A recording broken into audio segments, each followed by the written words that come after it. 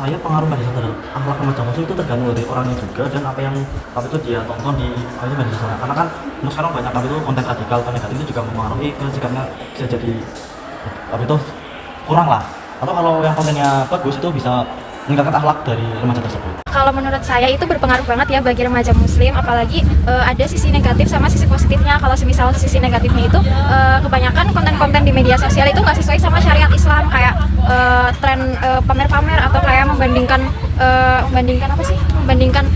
hidupnya mereka gitu. Terus kalau sisi positifnya kita bisa melihat kayak ada dakwah dari online, kayak seperti kontennya yang Islam itu yang Husain siapa gitu. Itu kita bisa mengambil dari sisi positifnya. Jadi sangat berpengaruh untuk remaja Islam. Oke, baik. Kalau menurut saya sendiri, media sosial itu ada dua sisinya, yaitu ada sisi yang dimana membantu kita sebagai remaja muslim, dan begitu juga dapat mengganggu atau merusak nilai-nilai kita sebagai muslim begitu. Jadi memang untuk media sosial itu harus kita gunakan dengan sebaik-baiknya gitu. Oke, untuk pertanyaan selanjutnya, dampak positif atau negatif apa yang paling sering kakak lihat di media sosial?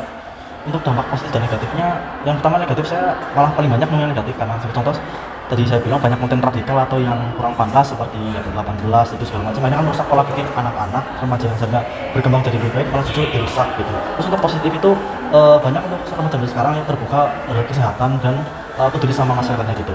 Selanjutnya yaitu konten seperti apa yang mempengaruhi perilaku remaja di media sosial?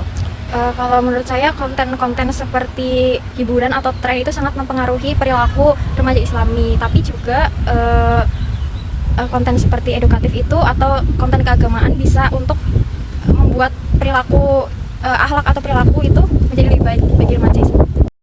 Oke, untuk pertanyaan selanjutnya yaitu bagaimana sih seharusnya remaja muslim menggunakan media sosial secara bijak?